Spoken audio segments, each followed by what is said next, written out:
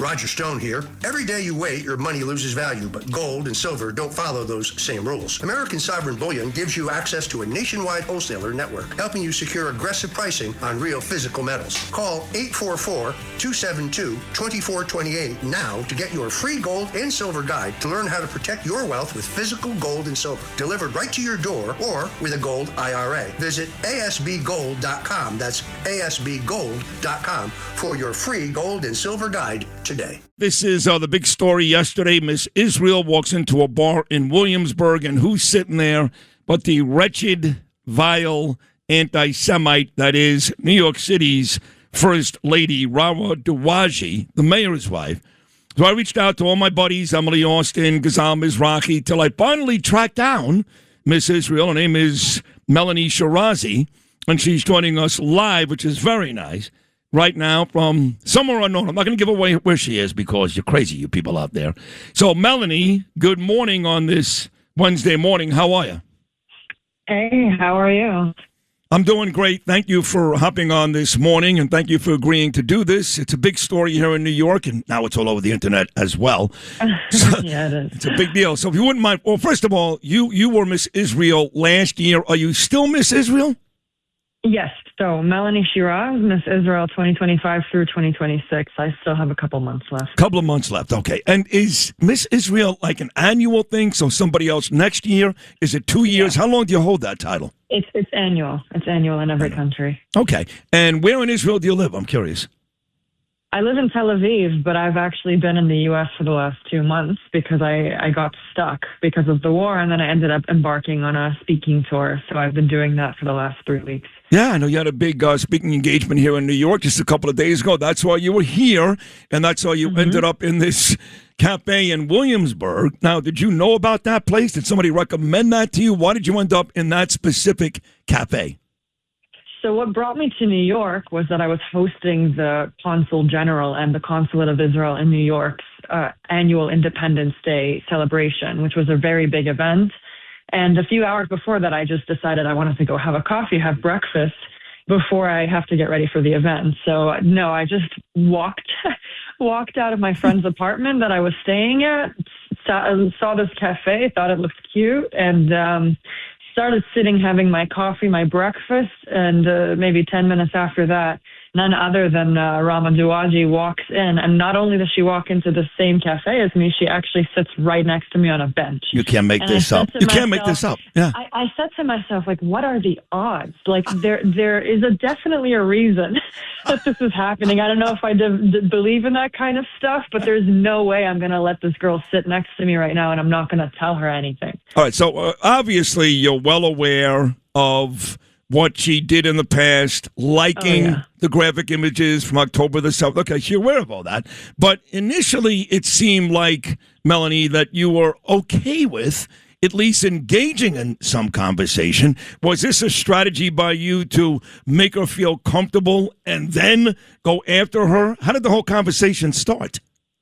I'm always up for having a conversation, you know, even if somebody's standing on the opposite side of me, as long as they're willing to have a dialogue. I think that's the best approach to this kind of stuff. I think people are way too divisive and divided.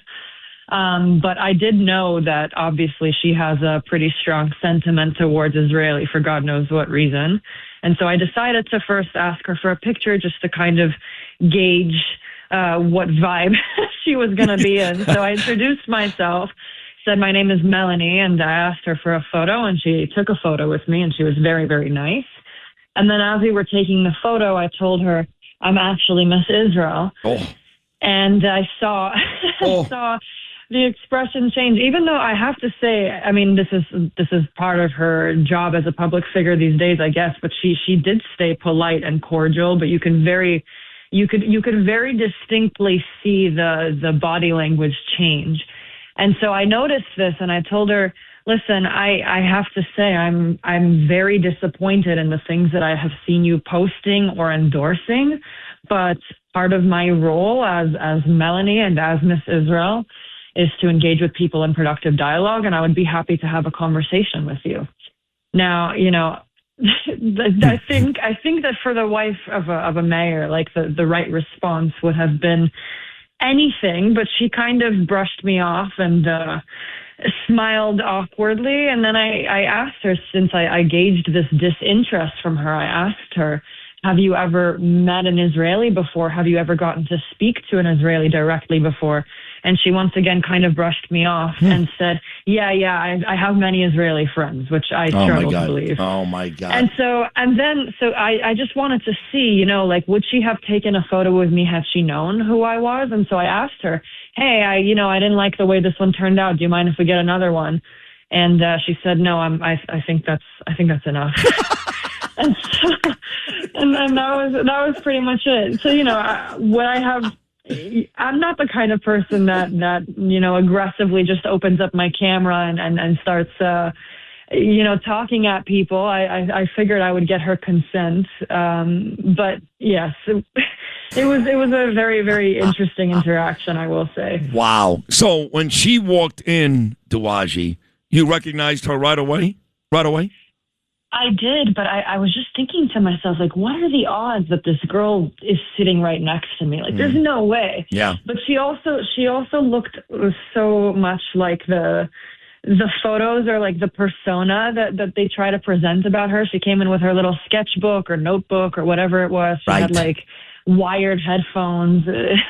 I don't know if that's like an attempt to look like she's part of the public and very likable, or if that's just where she goes. Obviously, I don't know because I don't live in New York, but yeah, many people have asked me, like, there's no way this was a coincidence, right? Like, you were looking for her, but the answer is definitely not. No, the Mossad set this up. That'll be the folks in the side. Yeah. The Mossad, they had everything to do with this. They made sure that Melanie walked in and there's Rawa. I mean, look, at the end of the day, I think it's fair to say that you really did expect that she would apologize. Not necessarily to you, but for her comments, for what she liked on the internet. You say she had a sketchbook.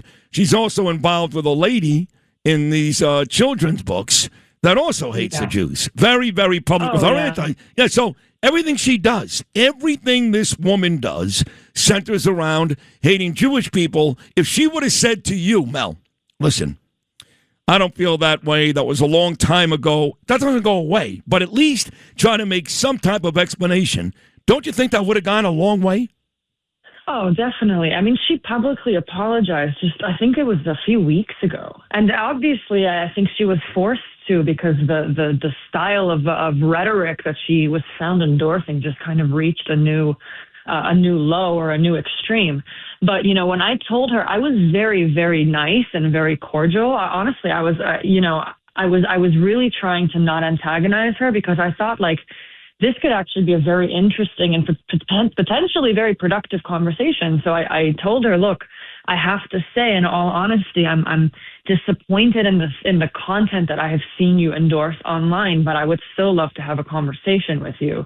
And, when I said that, she kind of, it was like a non-response. She kind of nodded or just kind of was listening to what I said, but without actually acknowledging it, which I think is it's weird, and it's kind of crazy for two reasons. Like, first of all, you publicly apologized, and so how is it that you can't apologize to an Israeli face to face? Hold on, well, she never. Hold on. When you say publicly apologize, Melanie, she never apologized for liking the graphic figures on October the 7th. It was a non-apology. No, it was a non-apology. Right. But what I'm saying is that it's a lot harder to do that publicly than it is to just acknowledge an Israeli telling you that they have seen you do this. You're literally sitting right next to me. I mean, even out of discomfort, if I were in her position, I would have probably acknowledged that, but she didn't. And then obviously, I mean, you heard the story, but right after that, the conversation kind of ended. She obviously wasn't interested in having a conversation with me, claimed she had heard my side many times, and then refused to take any other photos or engage with me in any other way. So, obviously, I think that it's very representative of a larger, of the larger picture, or like this is like a micro example of the macro. And it's something that I've experienced over the last several weeks touring campuses across the U.S. There's one side that is definitely open and willing to have dialogue, and there's one side that is not.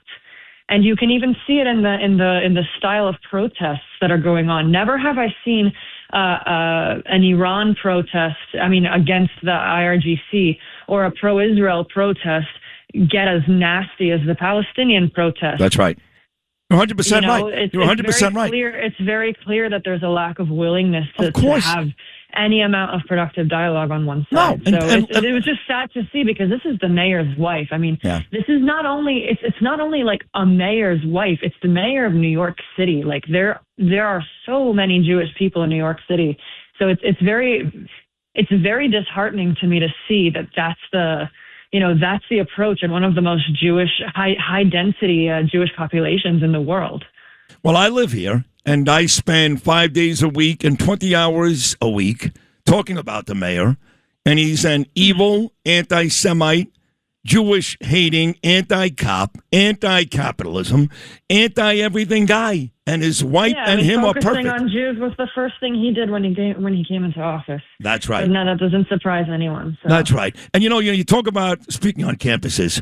His best buddy, he loves this guy, Melanie, is Mahmoud Khalil, who I call the campus terrorist. So not that long ago, at the end of Ramadan, here in New York City, at the house that we pay taxes for, Gracie Mansion, there was your new friend, Rawa, entertaining Khalil, his wife, and their baby. So there you are, doing a great job speaking at all these campuses, trying to help these kids get through a difficult time. And this lady and her husband are entertaining that couple at Gracie Mansion. That's all you need to know. It's funny because Mayor Adams, before Mamdani came into office, had invited me to Gracie. So I was actually there some months ago. And on the other side, Mamdani's office failed or declined to comment on this story. So it's just very, very, very different approach. It's very clear that one side is not interested in discourse with the other. It's just sad to me that this is like one of the biggest cities in the U.S.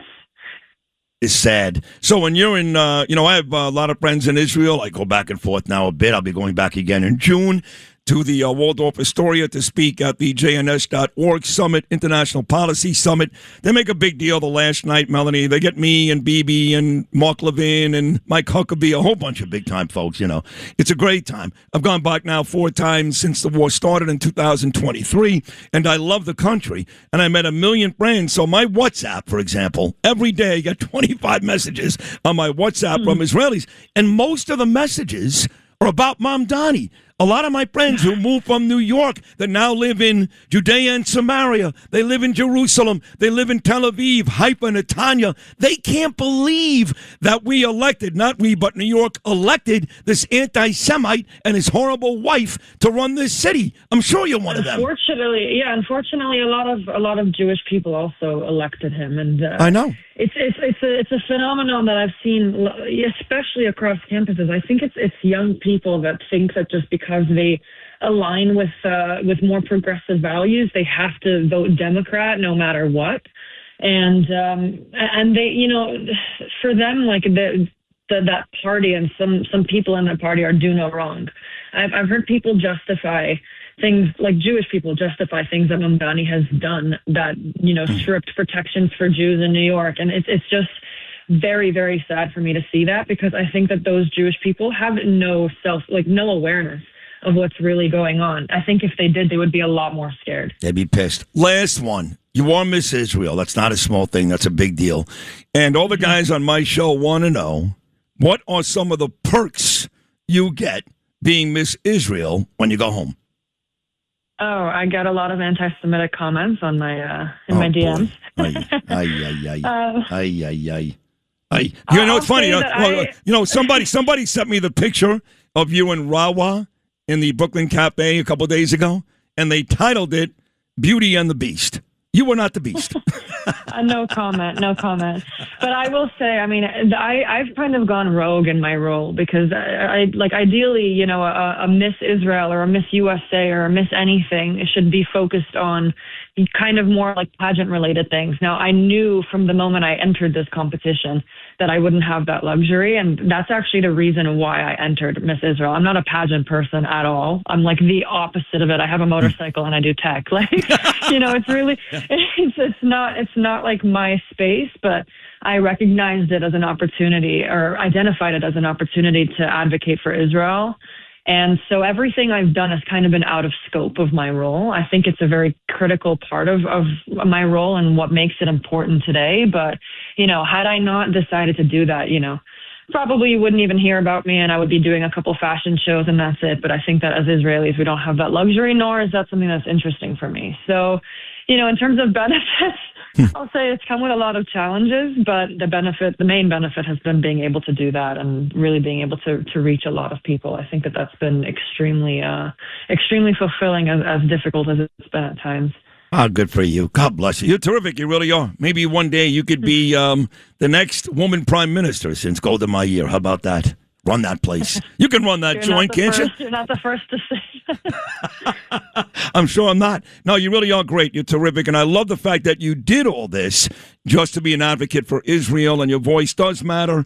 And we love you here. We love you, not Rawa. So thank you for calling in this morning. Enjoy the rest of your time in the United States, and I'll see you in Israel come June. Thank you so much. See you soon. All right, Melanie. Take care, sweetheart. There she is, Miss Israel Melanie Shiraz. Brilliant younger lady, by the way. Very, very smart. And clearly has a big future ahead of her. Congratulations to Melanie. Thanks for listening to Sid and Friends in the Morning. You can hear Sid and Friends in the Morning weekday mornings at 6. If you like the podcast, share it with your friends and listen anytime at WABCRadio.com and download the WABC Radio app. Hit that subscribe button on all major podcast platforms. Plus, follow WABC on social on Instagram, TikTok, Facebook, and X. See you next time for a new episode so you never have to wonder. What the heck is going on here? I got into a Genesis. This is luxury. Whether it's a sleek G70 or the GV80 with that third row, these are high-end vehicles with payments that actually make sense. Go see Michael. Tell him Sid sent you. Genesis of Brooklyn. Find him at genesisofbrooklyn.com.